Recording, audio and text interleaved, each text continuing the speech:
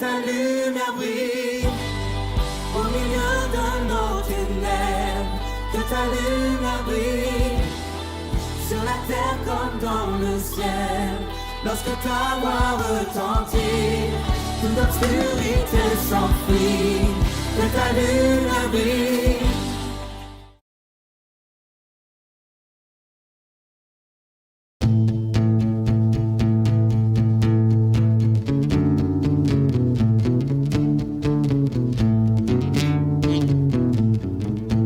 La force est pour ceux qui se confient en l'Éternel. Amen. La force est pour celui qui se confie et repose en l'Éternel. Oui, en l'Éternel. La force est pour celui qui se confie et repose en l'Éternel. Oui, en l'Éternel. La force est pour celui qui se confie et repose en l'Éternel. Oui, en l'Éternel.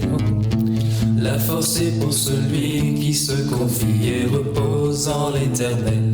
Oui, en l'Éternel. Oh Dieu, tu règnes à jamais. Tu es le Dieu libérateur. Tu es le Dieu d'éternité. Le Dieu d'éternité. Celui qui ne faillira jamais. Tu soutiens le cœur affligé, le cœur découragé. Comme l'aigle, je peux m'élever.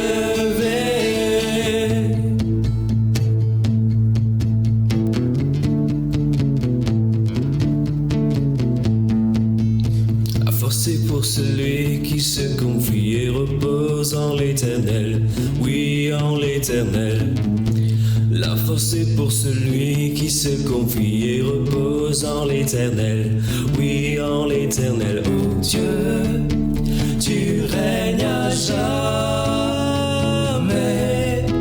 Tu es le Dieu libérateur.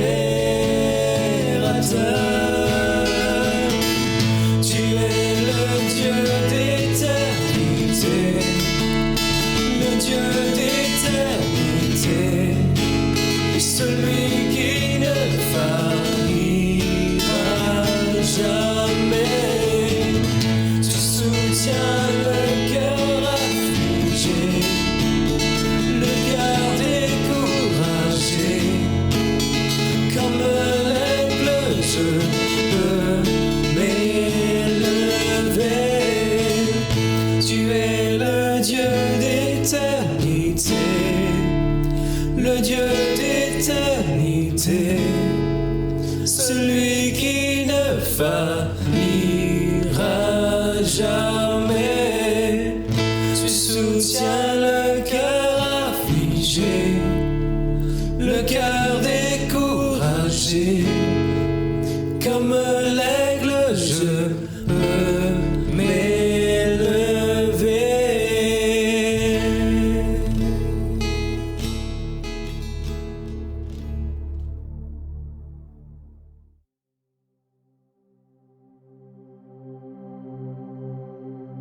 Jésus est le bon berger et ses brebis connaissent sa voix.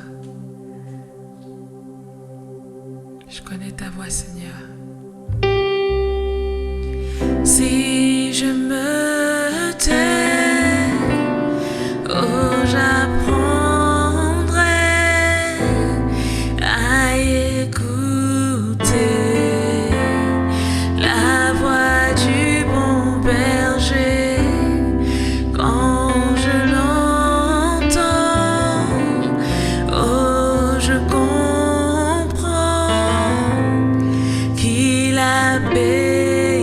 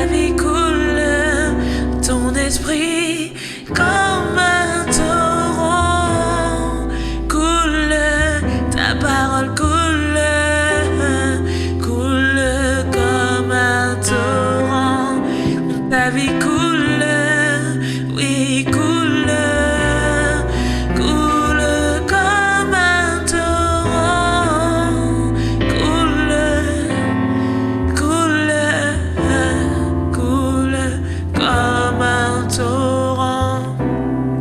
Quand je t'ouvre mon cœur, je te vois, Seigneur.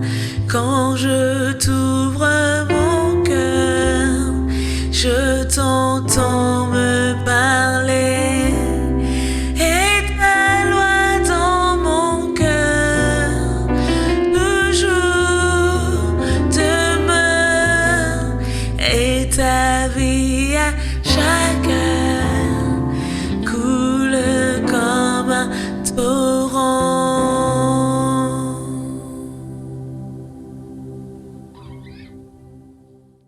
Bonjour et bienvenue. Très heureux de passer ces quelques instants de lecture et de méditation de la parole de Dieu avec vous. Et je vais développer le thème de la foi, un thème récurrent dans la parole de Dieu, que ce soit dans l'Ancien Testament ou dans le Nouveau. Mais pour ceux qui ont lu le Nouveau Testament, vous avez dû remarquer qu'à plusieurs reprises, Jésus a dit aux hommes qui venaient à lui qu'il te soit fait selon ta foi. Et ce qu'on peut avoir comme dénominateur commun à ces personnes qui venaient voir Jésus, c'était qu'ils étaient dans des situations difficiles et parfois insolvables par les hommes. Et même les nombreux moyens que les hommes pouvaient avoir ne venaient pas à bout de leur situation difficile. Donc ils allaient consulter Jésus. Aujourd'hui, il en est de même. Nous pouvons vivre des situations de vie qui nous placent dans des impasses. Et tout ce que nous sommes, tout ce que nous possédons, ne nous sont d'aucune aide et d'aucune utilité. Parce que plus on avance, plus les choses s'aggravent. Et ça peut être la maladie d'un être qui est cher ou notre maladie à nous-mêmes dans le domaine de la santé. Ça peut être une dérive comportementale d'un enfant dans une spirale destructive. Peut-être la drogue. Ça peut être l'éloignement sentimental d'un être aimé et qui annonce peut-être la rupture d'une relation. Ça peut être le chômage qui pointe à l'horizon et qui semble inéluctable. Les liens de dépendance aussi, comme celui de la drogue. Mais on se pose des questions. Y aurait-il une issue? Notre sort est-il scellé? Est-ce que nous pensons que Dieu pourrait faire quelque chose pour nous? Ou se préoccuperait-il seulement de notre sort? Je vais donc vous parler d'un fait important relaté par deux évangélistes, Matthieu et Luc, comme je le disais tantôt. Et il concerne la guérison d'un serviteur, d'un homme important. Je vais faire uniquement la lecture du récit de Matthieu et au fur et à mesure de mon développement, je le compléterai peut-être par quelques déclarations ou quelques mots de Luc. Donc nous allons faire ensemble la lecture de ce texte. Il est dit ici, comme Jésus était entré dans Capernaum, un centenier l'aborda et le suppliant, disant, Seigneur, mon serviteur est couché à la maison, paralysé et violemment tourmenté. Jésus lui dit, moi, j'irai le guérir.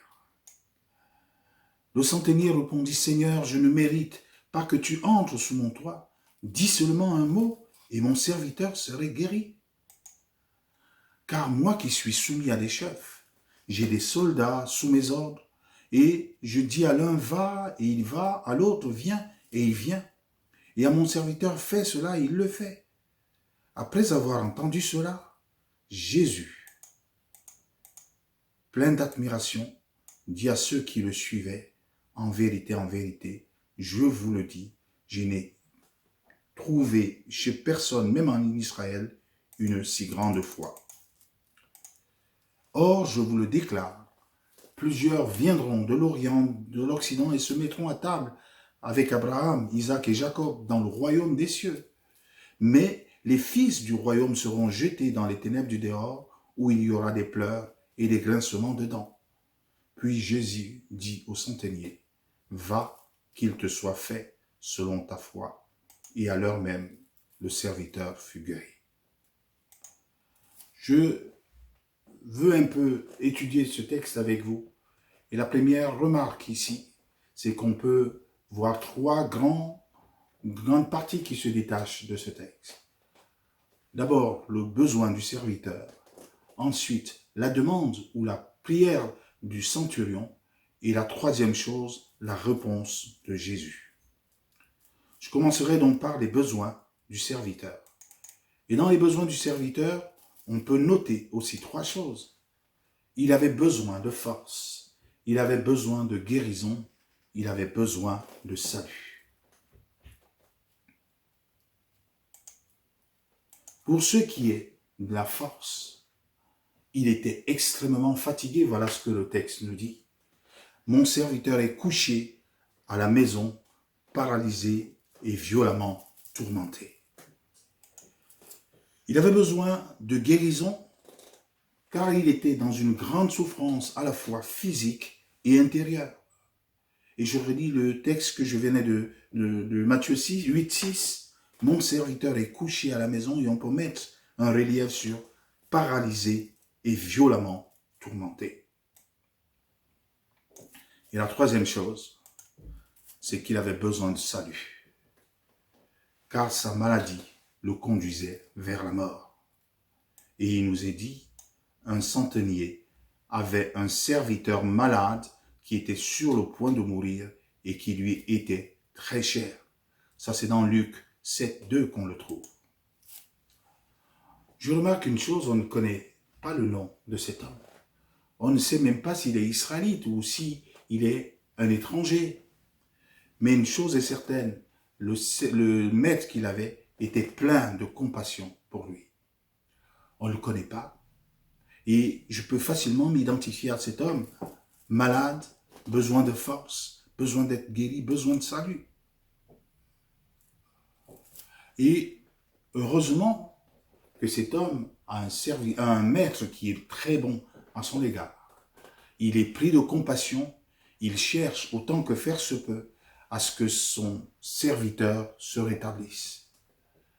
Et nous allons voir qu'il va aussi faire une demande, et une demande qu'on peut voir en trois parties.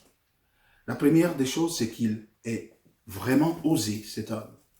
Et la deuxième chose, c'est qu'il va, dans sa demande à Jésus, être humble et, troisièmement, être plein de foi. La demande du centurion. Il est face à une situation où il est impuissant à apporter une réponse à quelqu'un qu'il aime. Mais heureusement, il a entendu parler de Jésus et c'est là où les choses vont prendre un nouveau virage. Il entend parler de Jésus comme celui qui opère des prodiges et a reconnu en lui un homme qui avait une autorité supérieure, une autorité divine. Il est fermement convaincu que cet homme est la solution à son problème. Alors, qu'est-ce qu'il va faire? Il va tout simplement le solliciter. En allant le solliciter, en tant qu'étranger, c'était déjà une certaine audace. Mais en tant que quelqu'un qui a la solde de l'armée d'occupation du pays d'Israël, dont Jésus est issu, il y avait là quelque chose d'assez gonflé, si je peux me permettre l'expression. Parce qu'il représente l'ennemi du peuple d'Israël et en sa qualité de chef de 100 personnes, l'armée occupante. Mais il va quand même aller voir Jésus. Parce qu'il sait qu'en allant voir Jésus, il peut avoir une solution à son problème, il peut avoir un remède à la maladie de son serviteur. Mais cet homme, s'il ose, c'est qu'il y a urgence. Il va se présenter à Jésus avec une certaine humilité. Certes, c'est un homme important. C'est un centurion chef d'une armée de 100 personnes, un notable peut-être. Et il y a plusieurs qualités dans sa vie. C'était un homme estimé par ses concitoyens. Regardez même que les Juifs vont au-devant de Jésus pour plaider sa cause. On le voit dans Luc au chapitre 7 et au verset 4. Ils vont dire à Jésus, il est digne que tu lui accordes cela. Il est digne que tu lui accordes la demande qu'il fait. Oui, ils sont encore sur le mérite, alors que cet homme avait juste besoin de la grâce du serviteur de Dieu. Deuxième chose, il est bon, il est riche, il est généreux, mais en aucun cas, il ne va faire état de cela à celui à qui il demande de l'aide. Une fois de plus, encore on voit les concitoyens juifs venir voir Jésus en vantant ses qualités. Il aime notre nation et c'est lui qui a bâti notre synagogue. Oui, ces choses révèlent non seulement sa bonté, mais sa richesse et ici aussi sa générosité. Mais est-ce que tout cela est suffisant pour apporter la guérison à son serviteur? Pour lui, il pense que non. Il ne va même pas les évoquer. Il est humble. Alors qu'il se présente devant Jésus, il va s'abaisser en oubliant tout ce que sa position sociale lui donne. La parole de Dieu nous dit, et dans Matthieu 8, le centenier répondit, « Seigneur, je ne mérite pas que tu entres sous mon toit, mais dis seulement un mot et mon serviteur sera guéri. » Waouh! Humble. Je ne mérite pas que tu rentres chez moi. Je pense qu'il connaissait bien les traditions juives, où un juif ne rentrait pas chez un étranger sous peine d'être souillé par la maison de l'étranger. Il respecte Jésus, il respecte qui il est. Il a des qualités qu'aujourd'hui qu'on trouve rarement.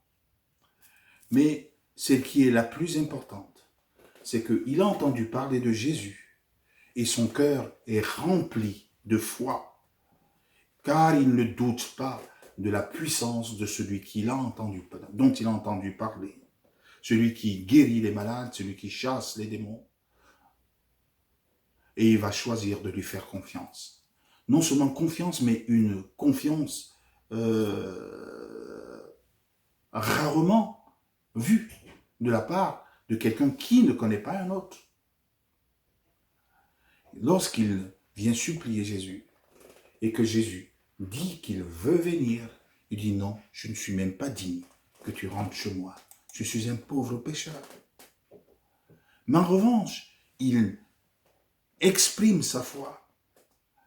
Il est un militaire et chez les militaires, il sait ce que c'est que la discipline. Il sait ce que c'est que l'autorité. Et voilà ce qu'il va dire à Jésus. Alors, quand il lui dit, ne viens surtout pas chez moi, je ne suis pas digne que tu rentres, mais je sais que tu peux faire des choses.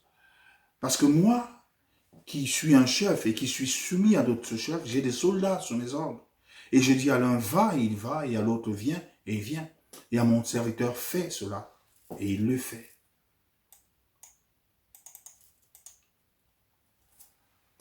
Que va faire Jésus face à cet homme qui est en train de lui dire, soit tu soignes mon serviteur, soit il est mort. Et qui lui dit, j'ai confiance en la puissance de ta parole. Qu'est-ce que Jésus va faire? Je disais tout à l'heure, est-ce que Dieu se préoccupe-t-il de nous? C'est peut-être la question que tu te poses dans la situation qui est la tienne. Dieu se préoccupe-t-il de toi? Regardons avec attention la réaction de Jésus. En 3 phases aussi. Elle est rapide, elle est encourageante et elle est efficace. Je disais donc qu'elle était à la fois rapide, elle était encourageante, elle était efficace. Rapide, pourquoi? Parce qu'à peine cet homme lui a demandé, il lui a exposé son cas, il lui a dit, moi j'irai le guérir. Quel engagement! J'irai le guérir. Non seulement il affirme que cet homme n'a pas eu tort de se tourner vers lui, il a effectivement la capacité de guérir. Et Jésus veut le faire en l'encourageant aussi. Parce que cet homme a osé ce que beaucoup n'oseront pas faire, juste parce qu'ils ont entendu parler de la puissance de Jésus venir lui faire confiance. Jésus donc va l'encourager dans sa démarche et va louer même sa foi en lui disant en vérité, je vous le dis, je n'ai trouvé chez personne, même en Israël, une si grande foi. Encourageante et elle est efficace. Elle est efficace parce qu'elle va déboucher sur une guérison parfaite. Jésus va dire au centenier, va, qu'il te soit fait selon ta foi, et à l'heure même, l'homme fut guéri. La parole de Dieu, dans le psaume, parle de ce que Dieu est. Et il dit qu'il secourt ceux qui sont dans la détresse. Et on le trouve dans le chapitre 107 du psaume, au verset 19 à 21. La parole de Dieu nous dit, dans leur détresse, ils crièrent à l'Éternel et il les sauva de leur angoisse. Il envoya sa parole et les guérit, il les délivra de leur infection. Qu'ils célèbrent l'Éternel pour sa bienveillance et pour ses merveilles en faveur des humains. Voilà les dispositions du cœur de Dieu. Et ce n'était pas la première fois que Dieu envoyait la parole. Est-ce que cet homme savait cela lorsqu'il disait « Dis juste un mot et mon serviteur sera guéri ». En tout cas, il était en plein dans la volonté de Dieu.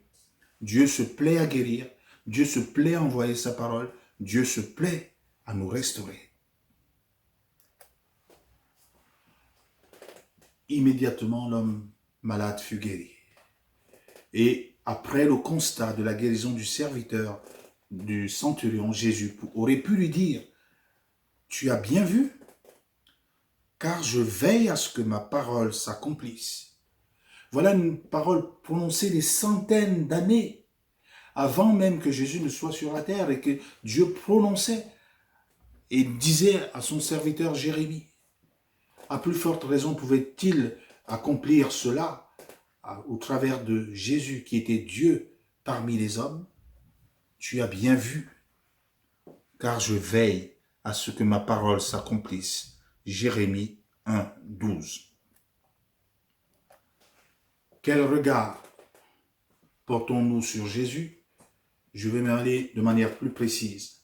Quel regard portes-tu sur Jésus? Le centenier avait envoyé en Jésus une autorité toute puissante pour qui rien n'est impossible. Est-ce qu'il avait identifié en Jésus Dieu parmi les hommes? Il est dit, qu'est-ce qu'il y a d'impossible à Dieu? Y a-t-il quelque chose qui soit impossible à Dieu? Cet homme avait vu et reconnu dans la parole de Jésus une puissance de restauration qui ne connaît pas les limites de l'espace. Il avait reconnu que tout était soumis à son autorité. Et sa foi a été honorée par Jésus. La question qui se pose, et toi? Nous connaissons tous de nombreuses promesses de Jésus. Mais y accordons-nous foi comme cet homme l'a fait? Et j'ai même envie d'aller plus loin. Sais-tu que Jésus se plaît à admirer ta foi? Il sait que par elle, tu t'empares des nombreuses bénédictions qu'il a en réserve pour toi. Son cœur est prêt à te les donner. Et parce qu'il les a préparées pour toi à l'avance. Dans Éphésiens, il nous est dit que nous sommes bénis de toutes les bénédictions spirituelles dans les lieux célestes. Et il dit nous sommes. C'est une réalité, c'est une actualité. C'est pas nous serons. Elles sont déjà présentes et nous n'avons qu'à tendre la main de la foi pour nous en saisir. Mais Jésus, au travers de cette expérience, va mettre en garde ceux qui le suivaient. Il dit, en substance, le manque de foi risque de nous priver, même du banquet de l'agneau auquel Jésus nous invite, chacun d'entre nous. N'est-il pas dit dans la parole de Dieu, sans la foi, il est impossible de lui être agréable? Prête donc attention, prête l'oreille à ce que Jésus va juste dire après. dans cette mise en garde.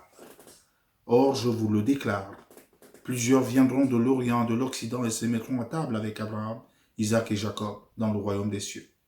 Mais les fils du royaume seront jetés dans les ténèbres du dehors, où il y aura des pleurs et des grincements de dents. Dieu nous affirme la parole de Dieu, nous a donné à tous une mesure de foi. C'est à nous de la mettre en action, de croire en ce qu'il dit et de nous mouvoir et de faire une action en conformité à ce qu'il nous dit. Moi, je suis un peu secoué par ce mot. Dans l'église, il y a beaucoup de gens qui vont dire « je connais Jésus, je connais Dieu », mais qui ne font pas confiance dans tout ce qu'il nous dit. Il nous dit « cela peut nous mettre en dehors des bénédictions de Dieu ». Je vous le déclare, plusieurs viendront de l'Orient et de l'Occident et se mettront à table avec Abraham, Isaac et Jacob dans le royaume des cieux, mais les fils du royaume seront jetés dans les ténèbres du dehors, où il y aura des pleurs et des grincements de dents. Dieu nous a donné une chose incroyable, une mesure de foi. Et cette mesure de foi est le canal des provisions illimitées de Dieu, que Dieu a pour nous. Regardons ce que Jésus va dire au centenier. Va, qu'il te soit fait selon ta foi. Et à l'heure même, le serviteur fut guéri. Je terminais juste ici en te disant, notre foi, qu'elle soit du domaine de l'invisible, c'est vrai, déclenche l'action puissante du Dieu dans le monde visible. Veux-tu voir Jésus faire des choses étonnantes dans ta vie? Tu me diras, tu ne le vois pas comme ce centenier l'avait vu. Tu me diras, peut-être tu n'es pas digne qu'il rentre chez toi. Mais j'ai juste envie de te dire, pour le centenier, Jésus n'a pas eu besoin de se déplacer. Et d'ailleurs, si on lit l'histoire de Luc, il ne l'a même pas vu, il l'a vu par personne interposée. Mais en revanche, son action a été suffisamment efficace pour apporter une solution au problème du centenier. Allons-nous oser faire confiance en Dieu et en Jésus en particulier, même si tu ne le vois pas, même si nous ne le voyons pas? Cette question, je vais la laisser dans ton cœur et te dire que Dieu te bénisse. Amen.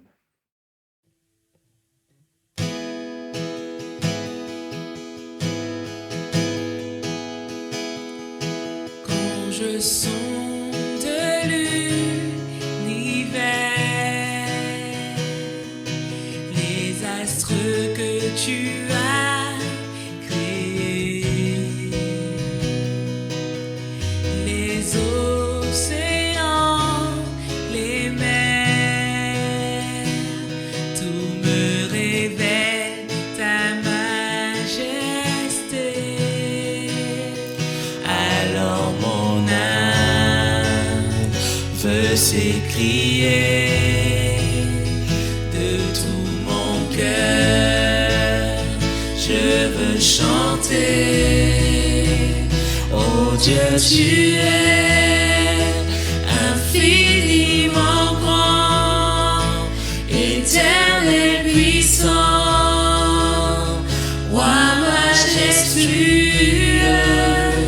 Oh Dieu, tu es infiniment grand, éternel puissant, roi majestueux.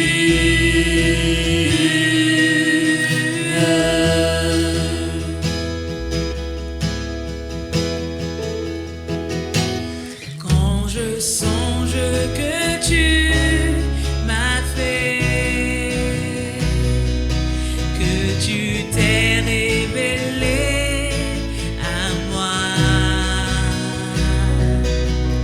que pour moi tu as tout créé, tout me révèle ta bonté. Alors mon âme veut s'écrier de tout mon cœur, je veux chanter. Alors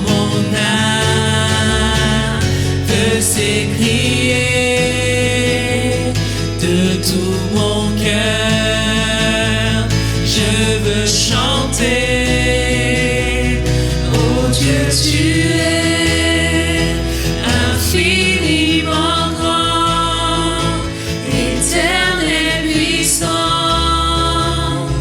roi majestueux. Oh Dieu, tu es infiniment grand, éternel puissant, roi majestueux.